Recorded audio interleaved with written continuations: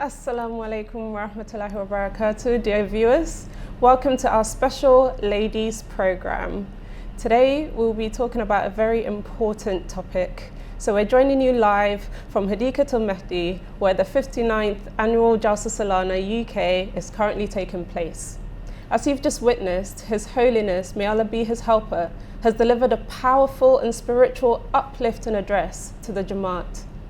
In a world where women's rights are often overlooked or misrepresented, Islam offers a balanced, dignified and empowering vision, one that outlines not only the rights of women, but also their responsibilities.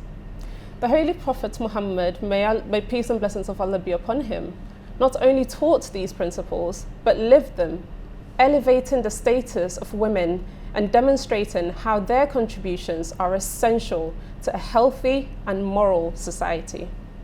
The Ahmadiyya Muslim Community, through the work of its women's auxiliary organization called Lajna Imaila, continues this legacy, fostering spiritual development, promoting education, encouraging service to humanity, and nurturing a deep sense of duty to God, to family, and to the wider society.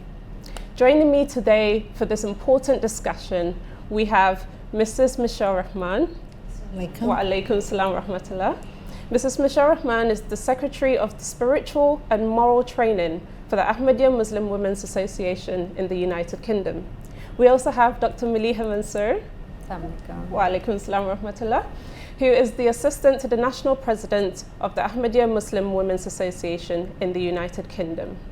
So I'll come to you first, Dr. Maliha. So we're talking today about women's empowerment. Can you just tell us a bit about how Islam defines, empowerment for women and the responsibilities that come with it as well?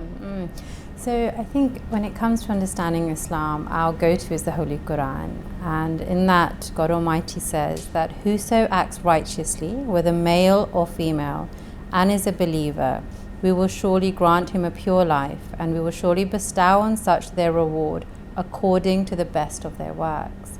So from the outset, Islam puts men and women spiritually on level footing.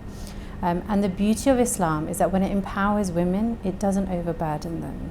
And we've heard in the address today from beloved Huzur about the beautiful division of labor that is prescribed by Islam. The primary responsibility upon men is to finance the house and to be the breadwinner of the house, and for the women to look after the home and the upbringing of children. And obviously there's overlap between the two. But the beauty is that no one is overburdened, and those roles are not, one is not superior to the other. There is equality within that. There is difference, but there is equality with that. And if we just take Jalsa today, we've got a site, mashallah, with like 40,000 people attending, and it's a lot of sweat putting up all of the tents and preparing the site, and then a wind up. But those duties are done by the men, and the women are respected and given the utmost dignity. They're not expected to take part in those duties because it's understood that their role at home is just as significant and important. And so this is the empowerment that Islam gives to women. Absolutely, and very well said and very well summarized as well. And we hear snippets of that in Huzur's address just this afternoon. So in society in general, this is one of the big topics that goes between people. And just thinking about, what success and women empowerment means, society often attaches that to career, to secular development. How does Islam offer a more balanced and meaningful view about our roles? This is a really good question. Because of course many women in our community have jobs. Many have jobs that serve humanity: doctors, nurses, teachers, researchers, all of these roles that serve humanity and have a really good and important place. But of course the Holy Quran makes absolutely clear of the woman's responsibility to nurture her family, to look after her children, to raise them, to help them to inculcate morality and spirituality in their lives, building the next generation, the nation's peacemakers, which is absolutely crucial. And this is why the Holy Prophet, may peace and blessings of Allah be upon him, says heaven is under the feet of a mother. And we can see that by that hard work that a mother plays in the household, in bringing peace in the household and nurturing the family. Absolutely. Absolutely, and I think that was again mentioned earlier as well. And then that is the primary role. It's not the only role, but it's absolutely an essential primary role that must be fulfilled before other worldly achievements can come as well. I mean, continuing the conversation, we spoke a bit earlier about Lajna Imaila, which is the Women's Auxiliary Organisation, and there is a reason why this needed to be formed. Some people might say, "What's the use? What's the point?" Would you just be able to, Dr. Miliha, expand on why it was established and the background behind it? So Lajna Imaila was established in 1922 by the second caliph of the Ahmadiyya Muslim Community.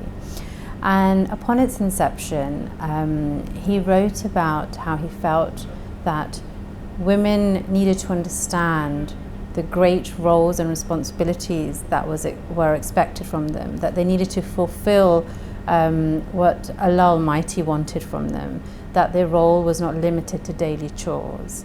And so he created this infrastructure whereby women were encouraged to increase their religious knowledge, to increase in their sacrifices for faith, to increase in their morality, spirituality, and their the upbringing of children.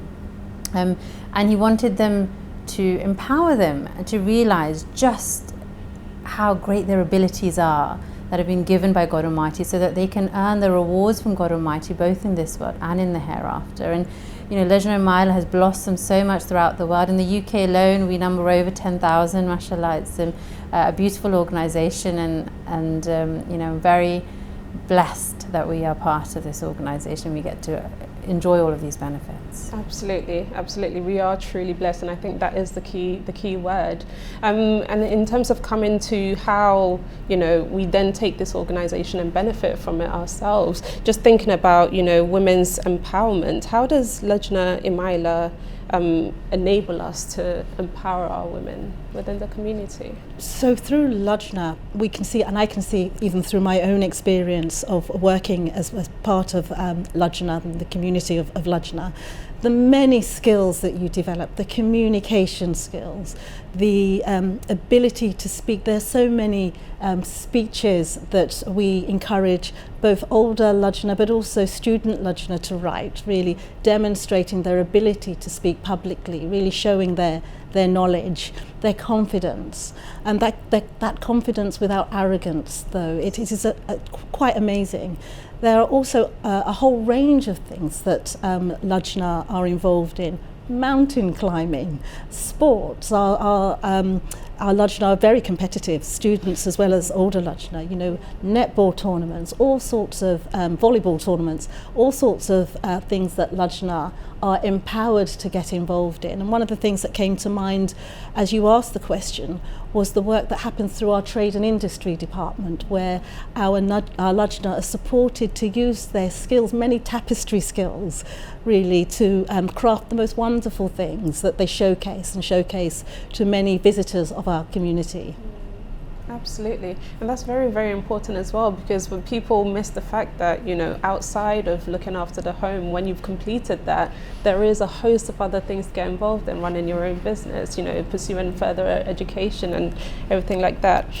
So when we think about such a huge organisation and so many people involved of all walks in life, we have by the grace of Allah the guidance of our Khalifa. So how does Huzur's guidance enable us as Lajna Imaila to benefit and to grow? So we are very, very blessed that we receive constant and very detailed guidance from beloved Huzur to help us prosper.